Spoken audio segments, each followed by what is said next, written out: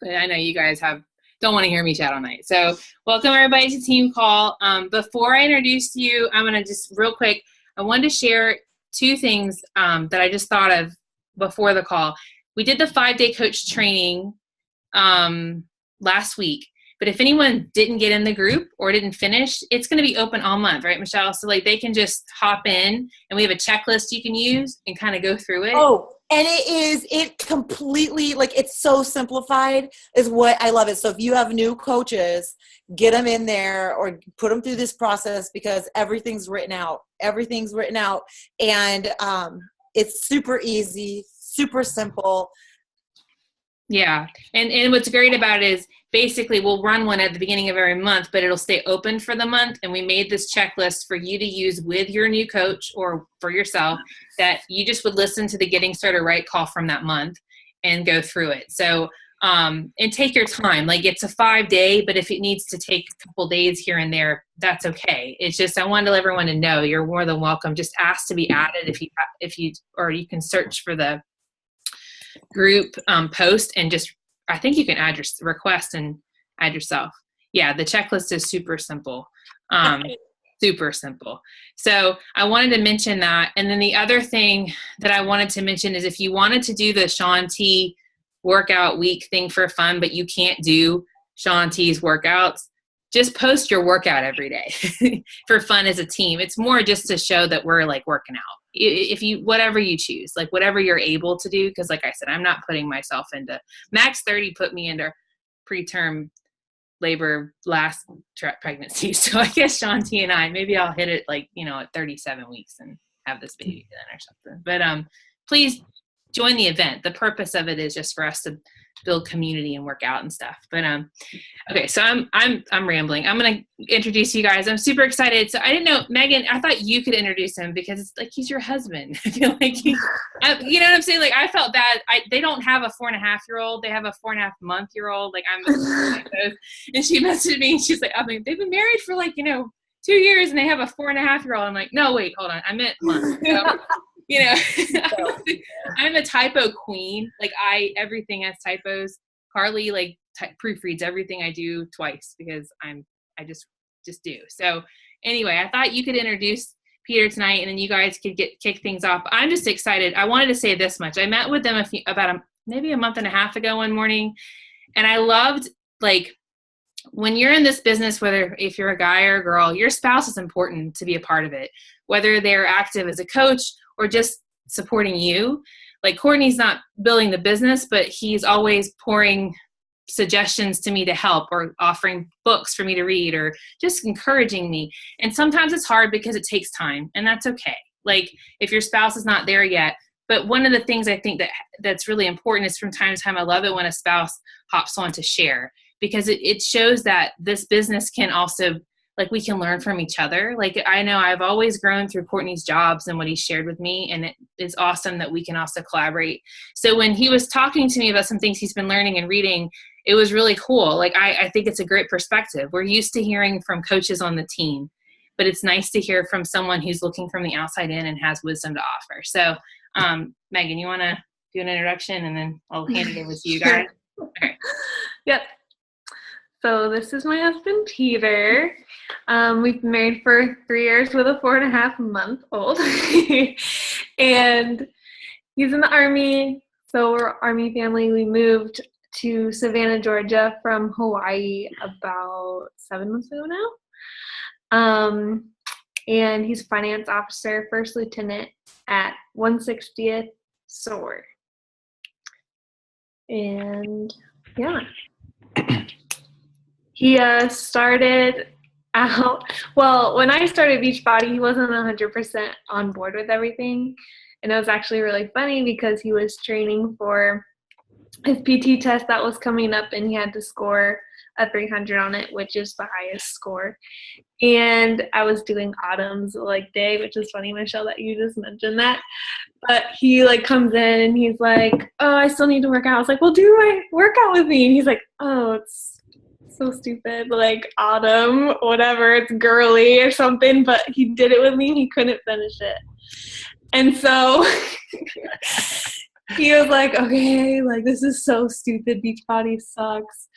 But he obviously was intrigued. So I got him started on hammer and chisel and doing the shakes and stuff. And from then on, we kind of have been like doing it together sometimes. And then when I got pregnant, doing it separately. But through all of this, he started reading all of this personal development and stuff because I got him hooked on it.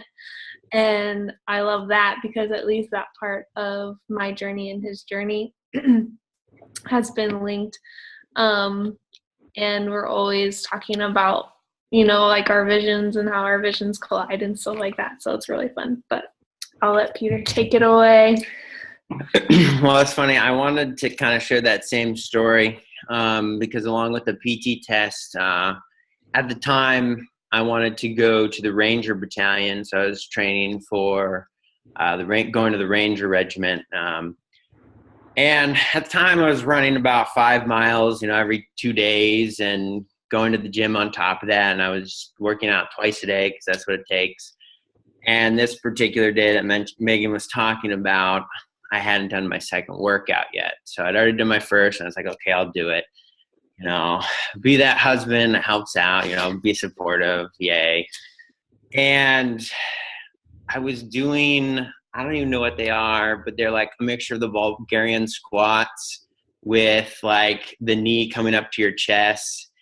And when I started, I was like, okay, I'll have these 10-pound weights. Megan's just doing body weight.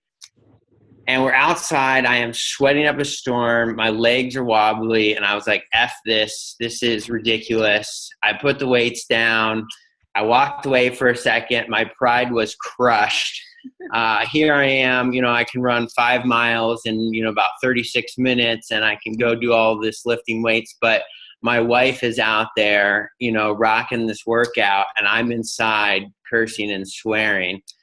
So I had to bite my tongue, swallow some pride, walk out, and I was like, all right, I'm going to try to do this without weights. We finished. Again, my pride was crushed, kind of moped around for a little bit, said this is stupid. And then after a few days, I was like, okay, if I want to do this, this type of training, I got to be able to do the workouts that you can do. So I said, sign me up, give me some Shakeology. I'll go the whole 9 yards.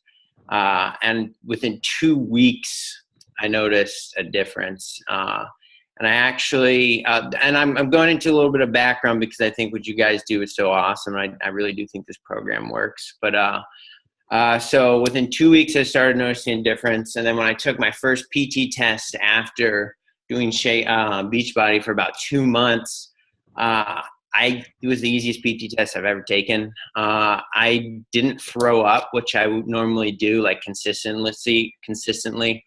I would do push-ups and throw up. I would do sit-ups and throw up. I would go run and I would throw up.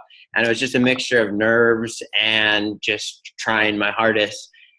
I didn't throw up at all, and I felt great. And I went on, and it was just a normal day at the office, and it was awesome. And I went back, and I was like, I love this. Let's keep doing it. So I tell that story because I had to swallow a large humility pill to even think about getting started, right? Again, here's my wife rocking it, and I can't finish. So then I just started kind of observing from afar, right? I started picking up reading and listening to your guys' team calls in the distance. And what you guys do is hard. You guys put yourself out there and a lot of times don't know if you're doing anything, like if it's helping anybody.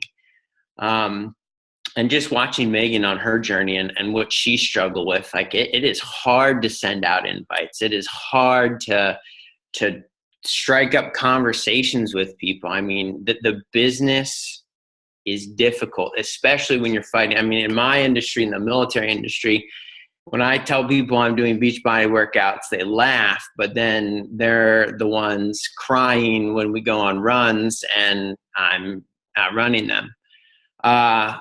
So I wanted to also just talk to you guys about humility and the power and the opportunity Beachbody gives you guys in growing in a deeper spiritual sense.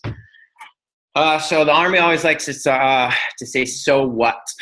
So what? Why am I talking to you? And I pretty much just gave you that so what.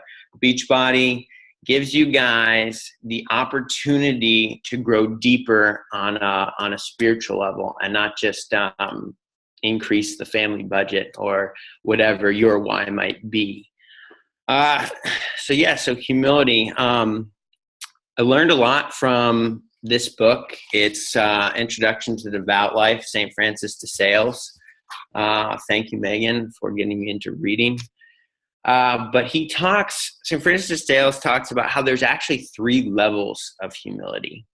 And that's kind of what I want to talk about tonight. So the first level of humility is what everybody thinks about humility, right? St. Francis de Sales calls it worldly advice. So when you guys think of somebody you know who's humble, I mean, what comes to mind? They're kind. They speak when spoken to. They're gentle. They're patient. All of these things. I mean, they take the seat at the kids' table at family reunions. Whatever the case may be. You guys know somebody who's humble. It's called worldly advice because when you portray these qualities, when you look to somebody who you think is humble, they're pretty successful, and they're pretty successful within this business, right? You guys talk about forming. Well, what does it mean to form? You send out that message, they reply, and you don't want to just reply back to them or sell. You want to listen. You want to seek first to understand, then to be understood, right? So there's all these worldly things that you guys talk about that are humble in nature. Their actions are humble. And again, think of the people you know who are humble and who do well in the business. They kind of go hand in hand. But I'm not here to talk about what you guys might already know. I'm here to get your minds thinking about going into a deeper relationship with Christ, a deeper level of humility to tap into that untapped potential that Beachbody in this business gives you the opportunity to portray. So with that, the second level of humility, right? So you've already got the actions down. Those are the things that we're working on every day that all these awesome coaches here on the video that I'm looking at talk to you guys about all the time. But that second level, that comes from within, right? Go figure, right? So we've got our actions, but now you ask yourself, okay, what are the intentions behind those actions? Only you guys can answer that. I'm here to bring it up. I'm here to get you guys thinking, right? However, I like to say a good indicator, and Kelly, I liked what you called this, and I apologize because I didn't really give you what this talk would be titled. But I would say a good indicator on our intentions behind those humble actions is how we react to rejection, okay? So I'm going to go back to that first level of humility, because one of the examples I kind of want to carry throughout is a coach at a higher level reaching down to mentor somebody at a lower level who might just be getting started. So that action in itself is kind of a humble action. Hey, here's this person with all this experience, and she or he is taking that time to speak with me. Awesome, good. Okay, now what are your intentions? What are the intentions of that coach? Are they doing it because they know this is part of the business? It's going to help me grow if I reach down and get those people below me to build their business? Or am I being a servant? Am I their servant, right? Am I calling them to learn from them, even though they just started this business 10 minutes ago and I've been doing it for 10 years, right? And it works, right? Am I calling my higher up to be a servant to them? What can I do to help you? Well, I can tell you with this business, it's to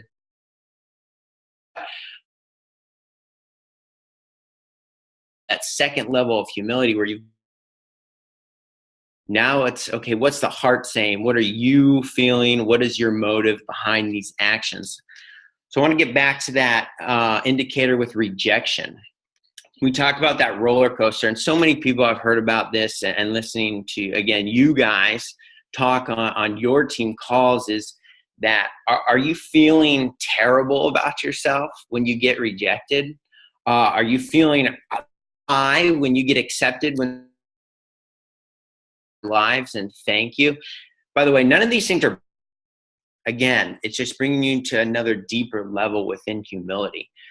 So I think Megan actually talked to me about this. It's about that consistency, right?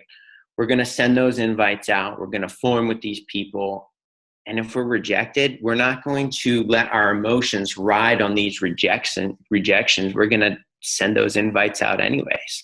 We're going to continue with that consistency. Why?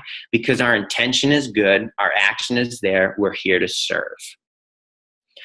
So now you've got your action, which is humility, right? I'm thinking, again, think of all of those things that, make somebody humble. You've got the second level, which is your interior, your intention, your motive behind that action. I'm going to bring in another example before going to the third level, but I kind of mentioned this, that taking that seat at the kids' table, right? Bible also talks about, sitting,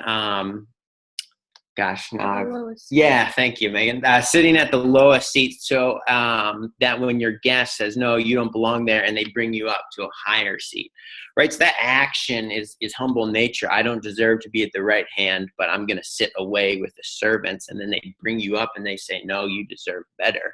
So that action is humble. That second level would be, why are you doing that, right?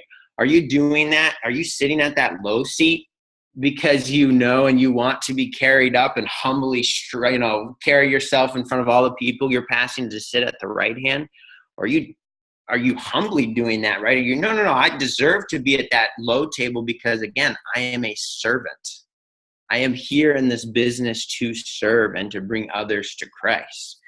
So that's that second level. And then this third level that St. Francis talks about is objection. Now, when I've read this like 9 different times, and I'm still learning, because this thing with this book is you can read it and then let a year go by and you read it again, and new experiences, you're going to read the same thing and learn more. And then 2 years go by, or you have a kid or your second kid, you read the book again and you're like, how did I miss this?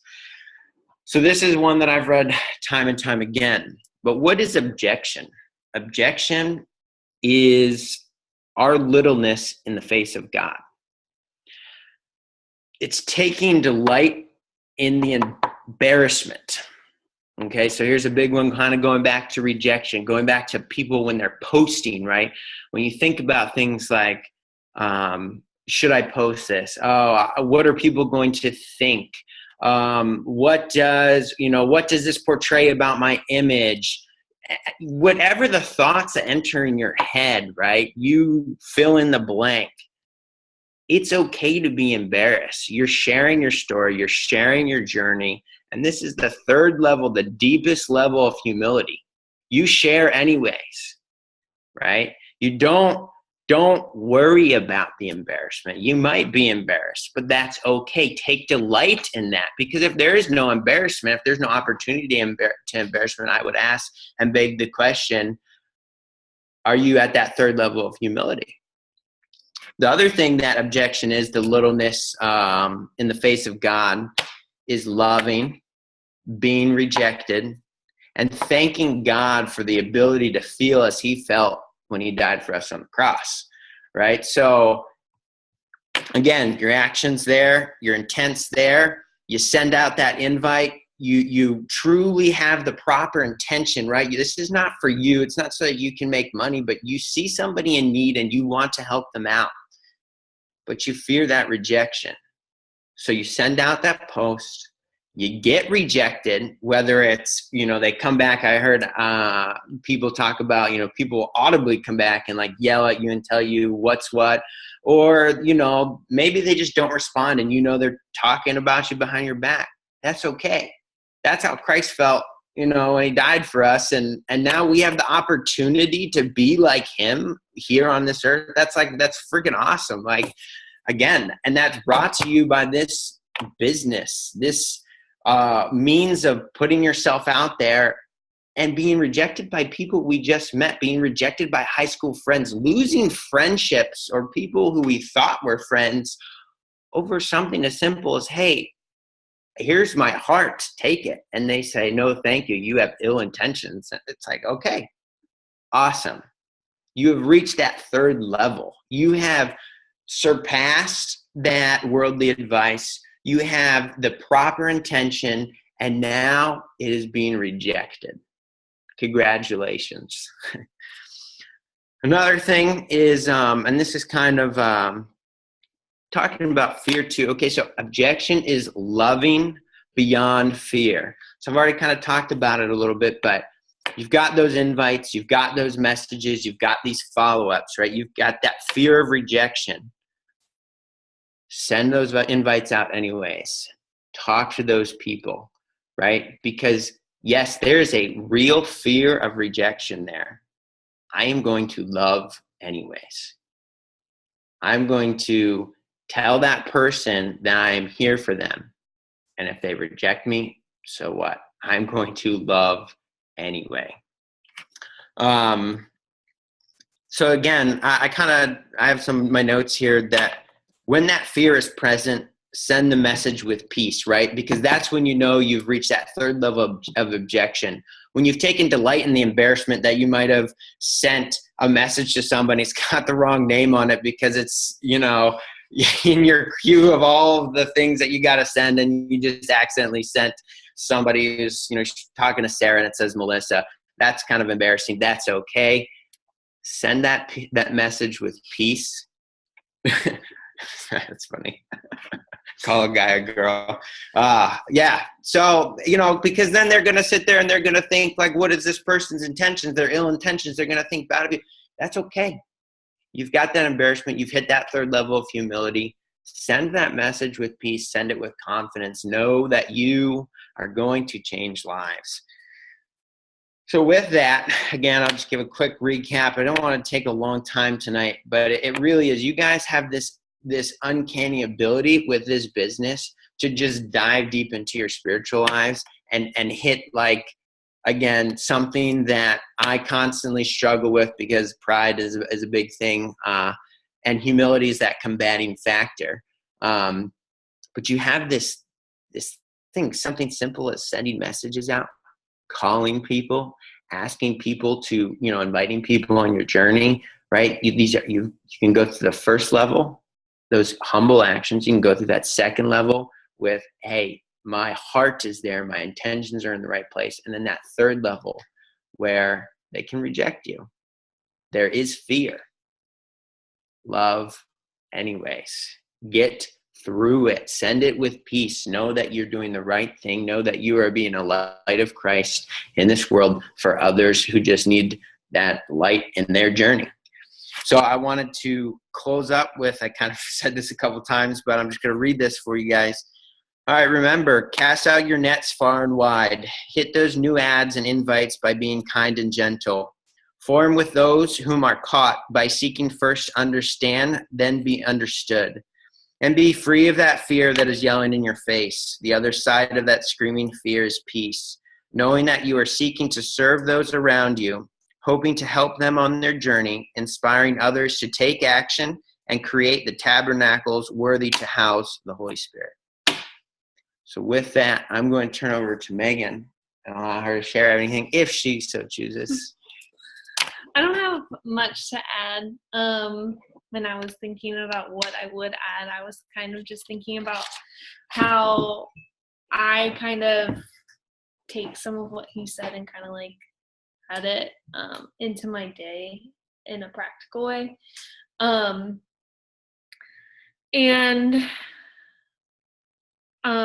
The things that help me to embrace the possibility of rejection and to embrace the humility in this business are a few things, and one of them is personal development and prayer time.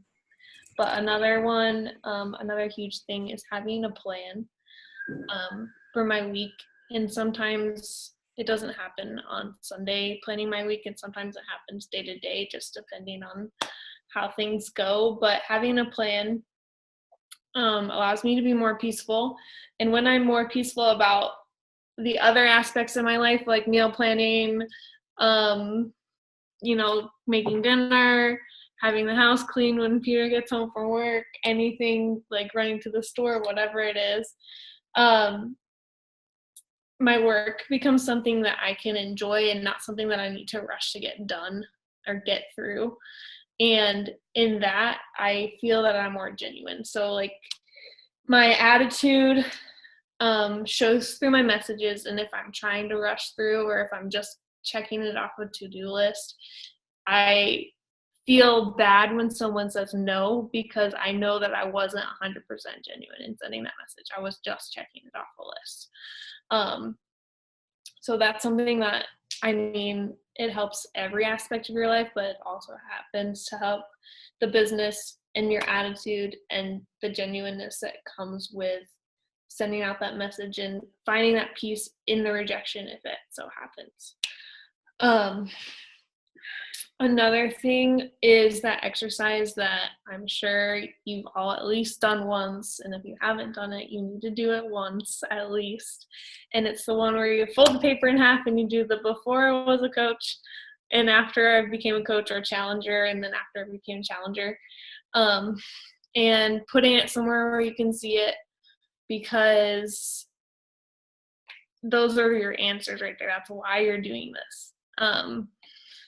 And having like how you were before and how you were after, that's almost, for me at least, it's like enough truth for me to stand in to ask myself why I wouldn't invite someone to this opportunity or invite someone to be a challenger. And when I believe that this has helped me in XYZ way, or I've seen how it's helped other people in XYZ way, then there's no reason why I can't invite them. All those questions posted on her wall of if this could help somebody fight diabetes, or if this could help somebody's marriage, or if this could save someone's life, like, why wouldn't I ask them? If you need something that you can look at every single time that you're doing your work, then I would suggest doing that too. But that's all I really had to add. You guys have the ability to just break through in terms of love, in terms of being literally like Christ, in the ability to be rejected and still do it anyways. Why? Because we are their servant, they being those whom we are sending invites to, right? You guys have that mentality of being the servant, of humbly accepting your place when you are rejected. 2 enthusiastic thumbs up. Yeah, I love everything you shared, guys. Thank you so much. I love God is love. What you're saying is so important for us to know, because God is love, and as his children, we are called to be his hands and feet. Exactly what you're saying, his servant. We're called to be his hands and feet. In the end, it's us and him. And that's what he calls us to, and to do everything in love. So what you were saying, part of it were words of this prayer that I had, Trent. We were in Italy when we got married. We picked up this thing, and I had Trent mounted to a board actually last 2 weeks ago. And it's the prayer of St. Francis. So, Lord, make me an instrument of your peace. Where there's hatred, let me sow love. Where there's injury, pardon. Where there's discord, unity. Where there's doubt, faith. Where there's error, truth. Where there's despair, hope. Where there's sadness, joy. Where there's darkness, light. O divine Master, grant that I may not so much seek to be consoled as to console, to be understood as to understand, to be loved as to love. For it is in giving that we receive. It is in pardoning that we are pardoned, and it is in dying that we're born to eternal life. And everything you were saying today just reminded me of this, and I'm trying to read it before I work, because it is so easy to look at the numbers. and to see people with the Success Club point over their heads when we're worried about not reaching a goal or not growing our business, or the I can'ts are coming at us. But I love how you pulled that back to just, again, doing everything with love. And I love how you've been such a great support for Megan. You know, we need that support. And yeah, so I loved everything you said. So thank you for coming on the call. Kelly, did you want to add anything before we sign off? I just wanted to thank you guys too. This was amazing. And I think this is the kind of stuff that we have so many stories like this in our team. And I was just thinking, like, remember their story. Like, I mean, I think it was awesome that you were like, didn't vomit versus vomit. Meaning, like, Courtney kind of had the same, like, I like to do triathlons, you know, and then he experienced Shakeology and workouts, like, oh, this stuff actually is legit, you know what I mean? But the other thing I just was thinking of that you said is we bounce in those levels. I find like you're going to have times where you're going to catch yourself, but when you do personal development, spiritual and regular, or I like to, mix them up. It makes you more aware. Like, you know, like you were saying, like you'll kind of check your intention. Like, am I, like you said, Megan, am I rushing this? Okay, let me slow down and look at this wall and remind myself I'm doing this. You know, like, I just like that you shared that, because we're always gonna, it's the struggle. But I mean, yeah, when you can get to the place where it's not about you, even if you send 15 invites out and like 5 of them you felt like it wasn't about you, like you're building that strength and that humility, which is funny to call it a strength, but because it's, you know, it's seen as weakness. But I love that you shared this, because if we can capture this, we don't have to be afraid of people telling us no. I did call a guy a girl. I messaged a bunch of people, and I messaged 3 guys and said, hey girl, do you want to do this challenge? But I did. But thankfully they knew me well enough, because I've been consistent with sharing, that they jumped back and were like, ha ha ha, like, can a guy join? And I was like, oh my gosh. My point is, if you're, you know, and then we've all been yelled at, and we've all had nasty messages, and I just love the topic, and I love you share that, Michelle. I love that prayer. So I just wanted to ask if you could type up what you shared too, because I'd love to print that off, what you read at the end, because I think it's a great reflection. And yeah, Michelle, you wanted to add anything? I didn't mean to like ramble on, but this was really great. No, I think it's great. It's something that we all need to come back to, you know, others first, self next. You know, as soon as we become self-serving, and that's what John C. Maxwell, his book, No Limits, Blow the Cap Off Your Capacity. Again, if you're not reading a PD book, or you're wondering what to do next, get that book. Like, there's a lot of books I can say, get that book, but I'm telling you, it's a foundational personal development book, and I'm loving it. But he goes back to that too. He says you have to be, as a leader, you have to be a servant. You have to be serving others and putting that at the heart. So something that we constantly need to hear, and to hear it, you know, from the other side, you know, the spouse, you know, I think is so good, because it's just reaffirming what we're doing. Yes, coaches, because sometimes it can get hard, and we can get stuck. So thank you for that, guys. Real quick, Shaun T week is this week. I don't know if you've tried out his on-demand workouts. It's a great way just to kind of talk about what's going on and lead by example by doing it, snapping a pic and sharing. And do we have anything else going on, Kelly? Inviting for the 10-day. The 10-day challenge. If you do not have one to join, we'll be posting about it soon. Kelly and I are teaming up for a 10-day. We're trying to systematize everything to make it easy to be duplicatable if you want to lead your own. But it opens up on Thursday, and packages need to be mailed by Wednesday or Thursday. So you still have time to send out some invites to ask someone if they want to join for 10 days and give it a try. And if you need some help with the invites, Kelly's already posted stuff. She's amazing at invites and wordsmithing. So calling guys, girls. Yeah, calling guys, girls. So anyway, guys, thank you so much for coming on the call. Guys, thanks for leading. Thank you for hopping in here and sharing your heart tonight and pouring the love back into the team. It just means a lot that you took the time out of your day, not only to prepare, you know, but to share your story. So thank you. Thank you so much. You guys have an awesome night. I'll get the recording up too. I think this is one I'm definitely want to re-listen to for sure. All right, guys. Awesome. All right. Take care, guys.